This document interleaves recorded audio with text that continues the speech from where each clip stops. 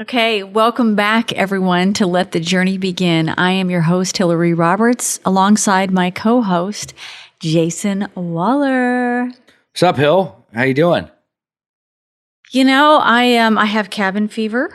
I have been taking care of Mr. Gregory with his COVID stuff, and it's so intense. You know, it's crazy because I've heard of so many people now that have had the vaccination and these breakthrough cases. And you know, he works out all the time. He can eat anything he wants. I'm Miss Sensitive. I'm the one that's been through open heart surgery. I'm the one that's, you know, and yet I haven't gotten it, and he has it. And it's just been this long, drawn out thing. And I mean, I know you have experience in that. I know you got well quickly, but then you had a lot of residual stuff. No, I did. And, you know, I'm sorry to hear that, you know, it's been 2 weeks that you've been dealing with this now. And the first 3 days I had it were the bad days, but I was able to take medication and I was actually able to bounce back pretty quickly. But I ended up having, like you said, those residual effects down the road for up to like 6 months of brain fog and different things that were going on. And I mean, I had to talk to Dr. Daniel Amen and other people to get perspectives. And it, unfortunately, for quite a few people, it's actually normal that actually lingers. But something I'm curious about with that, again, is because we're not COVID experts by any means, and that's not what our show is focused on. And obviously, my heart goes out to you and Greg. You know, but my question for you is, a lot of people are experiencing from the other end, like you just said, you had cabin fever, right? Like mental health, like, how is this for you, and what are you doing to get through this process?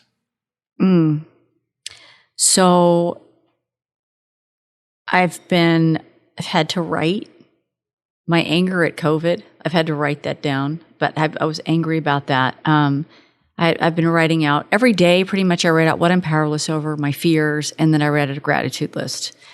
And then I do certain things. I read meditations. I read Bible scripture, and they have all these Bible plans about the fear of the virus and all these things. And you know, I just have to keep doing the simple things that I know to do. And it's okay that I have certain feelings about it. You know, when his fever was spiking to 103 and his oxygen was at 93, and we were right on the cusp of going to the emergency room. You know, I just was like, I was scared, and you know, I'm not a robot. And so, but I'm definitely very powerless over this thing. And,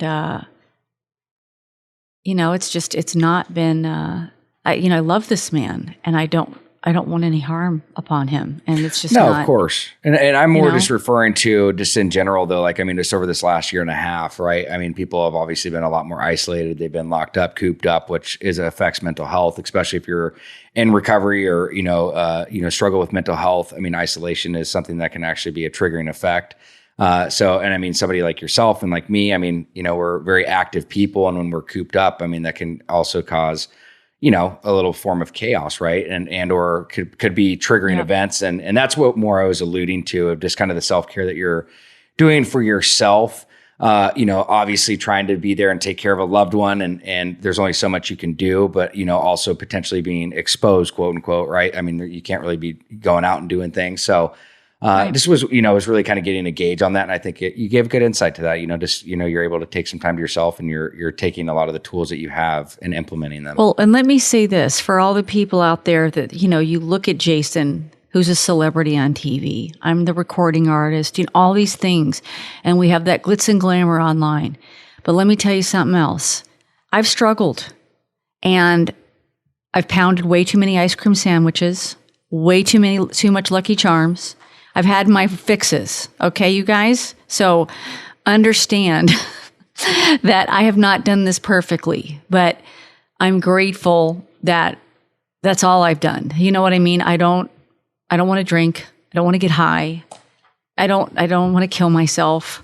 There are times when I've screamed out, I can't take it anymore. This morning I beat up my punching bag. I was really glad to be able to do that. My back is in a way, and I didn't do it for a long period of time, but I do exercise. I here at the house or right outside when it's cool enough. But I'm connected to my recovery people. I'm checking on people and I write my feelings. I have these tools that I use, and I accept the fact that I will never rise above being human. And I want people to understand. I mean, sometimes it's just the whole world is having a hard time right now. No, they are. And I think that's like a perfect transition too for the individual that we have on here today, who is sitting right next to me, but I'm going to pretend she's not here right now until I introduce her. But no, I mean, I think this is a great topic considering that we do have, a professional here, and funny story how God works in mysterious ways. Right. And, I have a neighbor right across the way at my office. We're in my office right now. And, I would always go outside, go to the restroom and because the bathroom's down the hall, and I'd see this therapist group right there, and been here for quite some time. And, a lot of people weren't in office during COVID and had never connected with them. And then randomly crossing in the hallway, going to the bathroom, we ended up connecting and talking. And Jennifer, I was like, look, I shared about our foundation and what we do. And I got to know her and heard about what they were doing. We ended up having a meeting with their team. And Jennifer actually owns Smith Psychotherapy, which is across the way. And after we started talking, same like-minded philosophy, same morals, same values. So I was like, we got to bring her on and continue to do more work together. So thank you so much for being on here. Obviously very excited that you're here and excited to learn more about what it is that you do. But also maybe you can give a little bit of therapy to Hilary and I. She sounds like she's doing pretty good so far with managing, taking care of someone with COVID for sure. Correct. No, she's Thank you. I love hearing that from you. She's been busting her butt, that's for sure. But for our listeners, can you give just a quick overview and a background of the types of therapies that you work on, and maybe your specialty, if you will? Absolutely. Thank you for having me. Of course. Happy to be here today talking with you guys.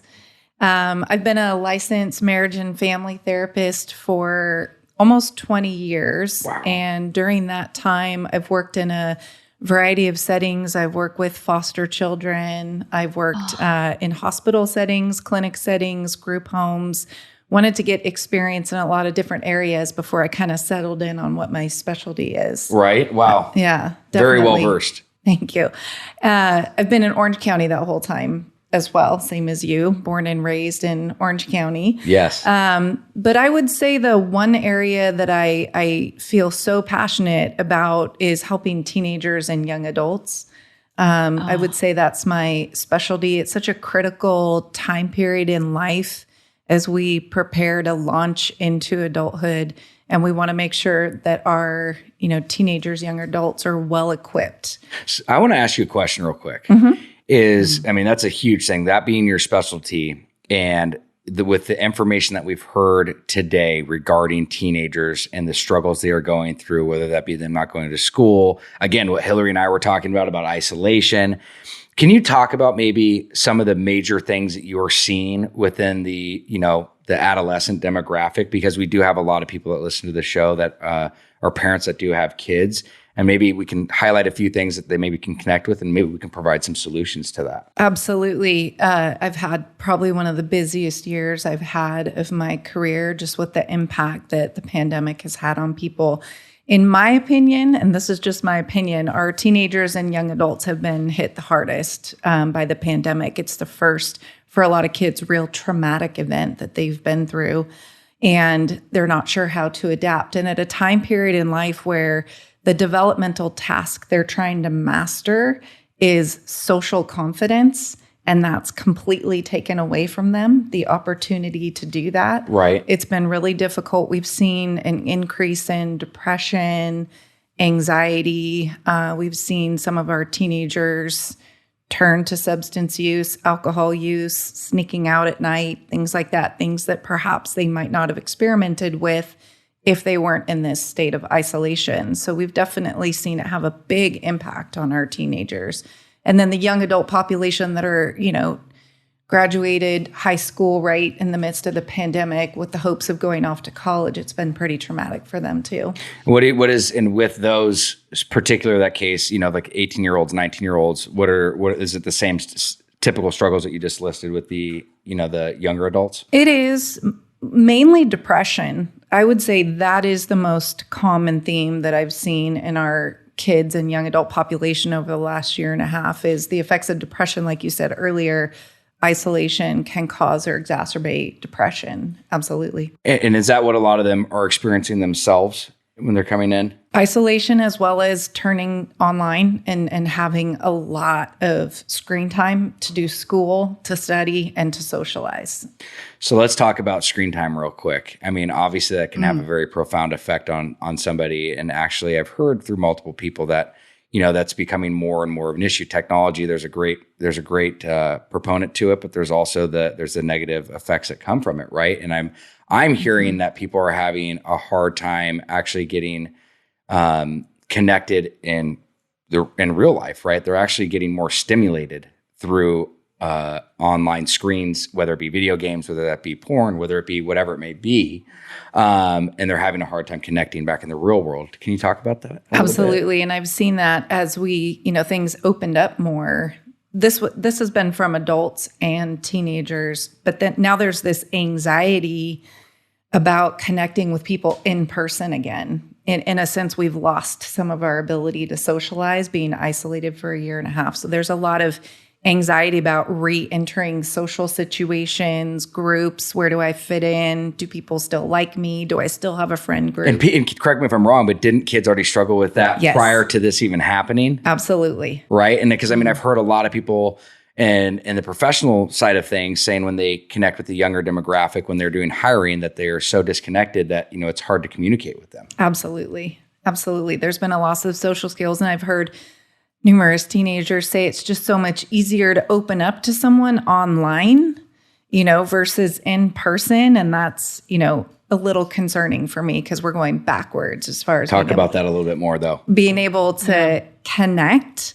That's not a real connection. It's a false sense of I'm safe, but you don't really know, quite honestly, where that person is or who they are. They may say, they're one thing, but be something different. So now you're, opening up and being vulnerable and raw to someone that you really don't know who they are or where they are. Correct. And I think that goes back to Hilary. You used to always hear me say, the longest living study at Harvard around happiness is we found out through human connection, right? That's right. For people that struggle with that, how do you try to help navigate those waters and helping them understand that there's this instant gratification tool, right, that you can go to and get this instant gratification, but there's actually a false sense of reality that you're really not actually obtaining the juice is not worth the squeeze almost, right? Absolutely. Absolutely. So how do you send that, how do you effectively translate that message? First, we have to identify within that person that I'm working with, there has to be a buy-in as to why they would want to even back off from some of the screen time. So I have to help them find their why and what maybe they're missing or not getting from that. And that might be the one thing that we're going to take baby steps towards working towards backing off from that. I don't ever want to go the route of stop, it will send them into another traumatic state. So we work in very small steps, adding in more face-to-face contact in different ways before we start reducing the screen time so that they start feeling the benefits of the face-to-face interaction and building those skills and that confidence up again. And, just feeling that sensation when you've had a nice interaction with someone and you get recharged. That. Even if you're an introvert, we still get recharged from a nice interaction with someone. No, I said that's so interesting that you say that because, and I know you're talking about the young people, but I've been doing a lot of things online, and some of the groups I attend, they've all been online, and I ended up speaking for a group, and it felt weird. Mm-hmm. I was like, this is weird. It was uncomfortable. Like I had a more difficult time focusing where when I'm speaking to a group online or participating, I've gotten used to that, and I can see how the young people would have such a difficulty with that. So, well, you bring up such a really important part, and a part of my recovery program is a form of meetings and stuff, and when COVID happened, everything went online, and for me, unfortunately, I did not get any benefit from that because it just didn't connect with me or resonate. And I had to get creative, right? And I was talked to my mentors, talked to a few other people about kind of ways to navigate this for myself. And what we ended up doing is there was a core small group, 3 of us that would get together on the beach and we would walk and connect up and down, we'd go do a few mile walk. But I guess and I'm not against it. I think it's worked for a lot of people, right? And I mean, some people can really benefit from that. So I'm not discrediting that. But for me as an individual, I personally, there's just a different, having you sitting here and connecting versus trying to talk to Hilary, I love, and we're dear friends, but it's just, there's a different connection when you're sitting here directly across. You can feel the energy. You can read the body language. You can see if somebody's engaged or not. Are they distracted? Like, we don't know if, there's things going on behind with Hilary. And it's like, there's just a different component of being in the there's a moment. lot going on over here. I don't doubt it. You know what I mean? She's probably got a dog underneath her feet. I got a 13-year-old puppy right over here. 13-year-old puppy. 13 week. 13-week old puppy. Forgive me. This is, and I'm happy we went down this and are navigating this. So, I guess let's talk now about the good stuff. Is what are some, again, as I know it's so multifaceted and it's very individualized on what what people may be going through. But what may be some tools specifically for what we're talking about? I loved what you were saying about how you would take.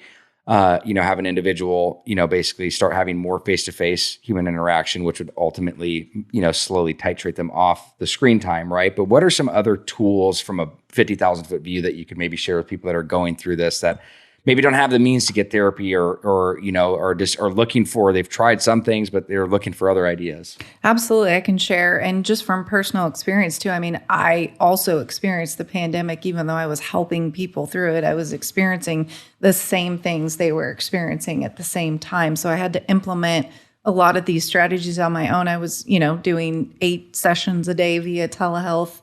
I would feel the effects of all that screen time. I could feel the stress on my body. I could feel the, fatigue, burning eyes, tired eyes, all of that. Yeah. And it, like you said, it's just not the same as the face-to-face, but we were all doing the best that we can. So I had to test some of these things out on my own to make sure that they worked as I was helping people through them. And I am a big fan, like you said, of adding in positives first. Mm-hmm. We want to feel good. We want to feel the reward before we start changing the behavior and stop doing the things that are unhealthy. Correct. If we start with just taking away, then we feel, kind of denied or access to what we like or what makes us feel good. So we have to build up our repertoire of coping skills before we move into kind of taking away some of the ineffective or unhealthy skills. I think it's definitely physical exercise. You mentioned working out in your home or just getting outside. There's so much value to getting outside. The fresh air, the sunlight, the vitamin D, the movement, the connection to nature. It's so important for our mental health to be outside at least once a day, to be moving, to have a regular and healthy sleep pattern, to be mindful of what you're eating. Hilary, a lot of us turned to food for comfort during the pandemic. There wasn't a whole lot of other choices in the beginning until we started realizing the things that we could do. Right, 100%. Sure.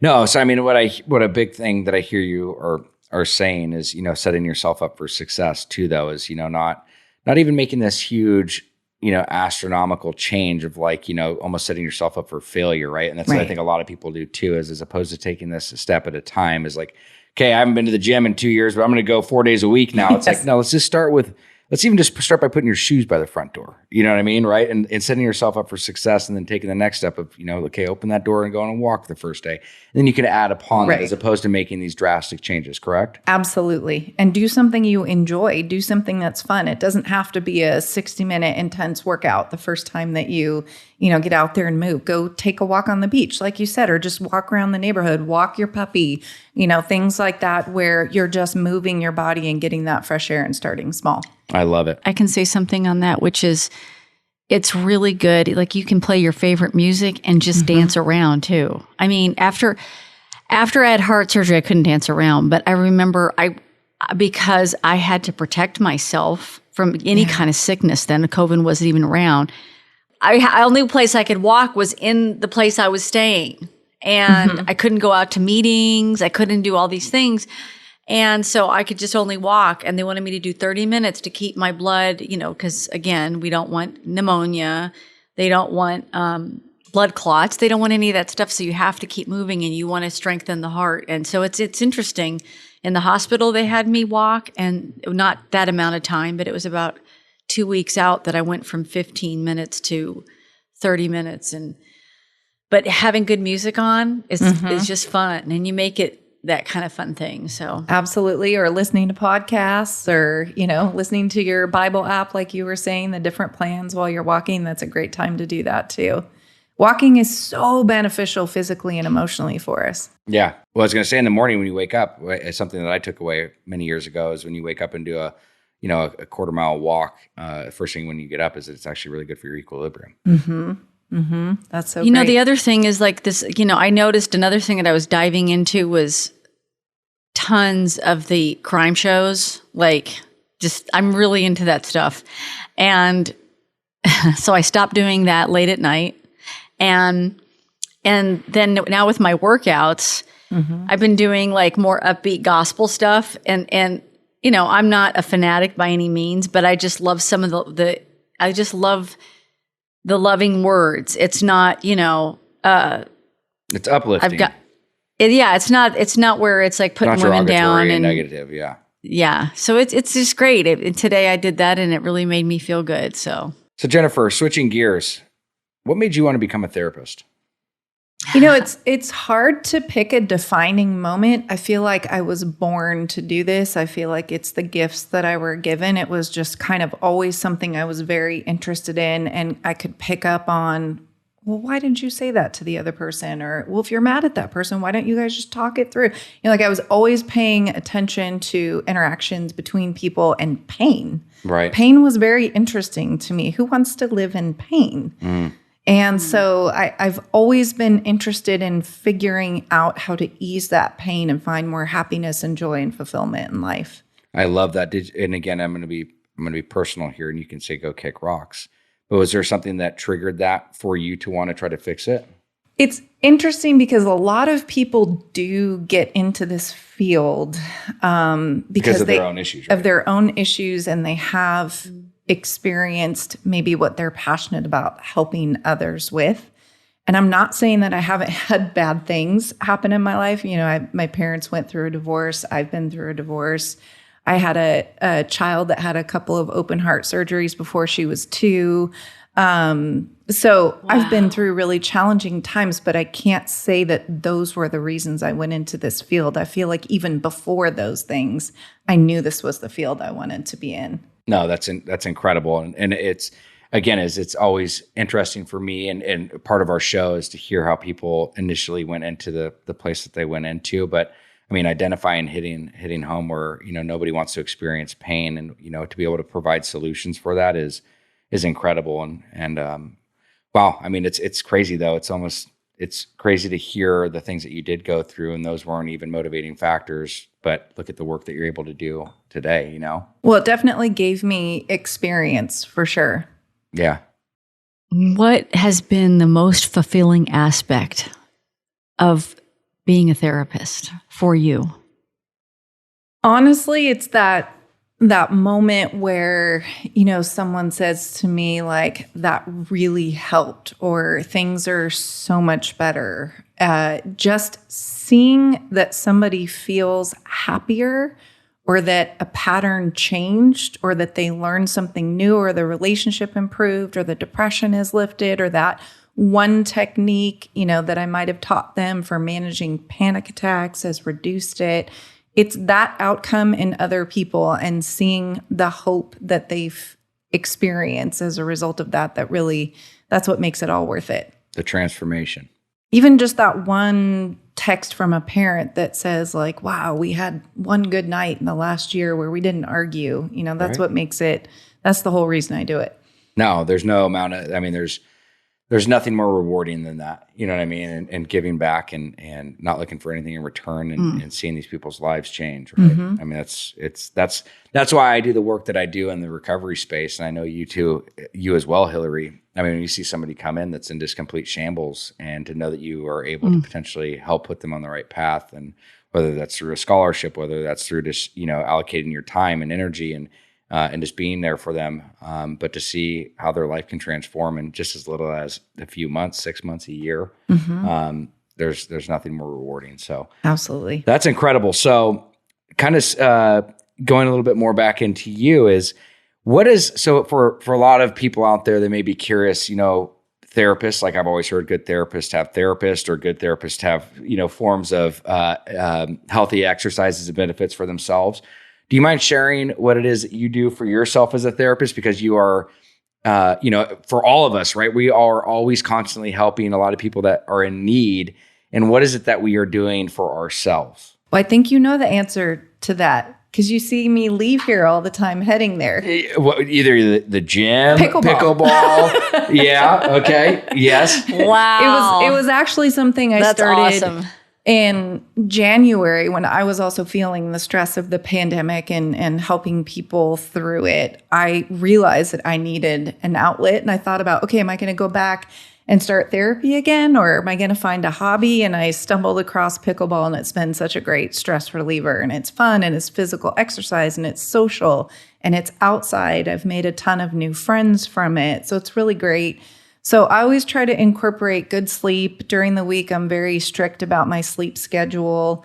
I stick to it. A good routine during the week, a good morning routine, I think is really important. And just trying to stay knowing myself and knowing the right balance of downtime, social time, family time, exercise. And I try to eliminate anything that's just going to make me more tired.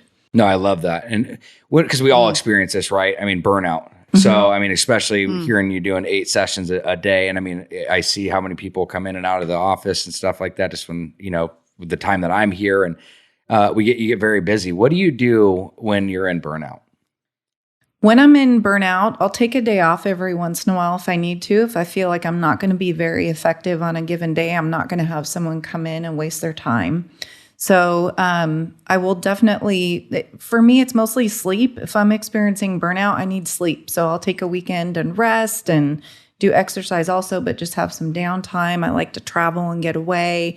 But it's just knowing yourself and actually trying to prevent that burnout is the most important thing. Awareness, right? But if you do get there, slow down, take a break, stop, press pause on everything, utilize the time off that you're given, wherever you work, or take that time off and reset. Yeah. Super important to reset. However you do that, it's different for everyone. Beautiful. I love that. Yeah. I love that. I call them jammy days. And I have to, and that's been the biggest thing. We've had this puppy. He's sick. I can't, I have a gal that comes here and helps me. She can't come here. I mean, it's been a lot. And the puppy she's young. She gets up through the night, and he's sick.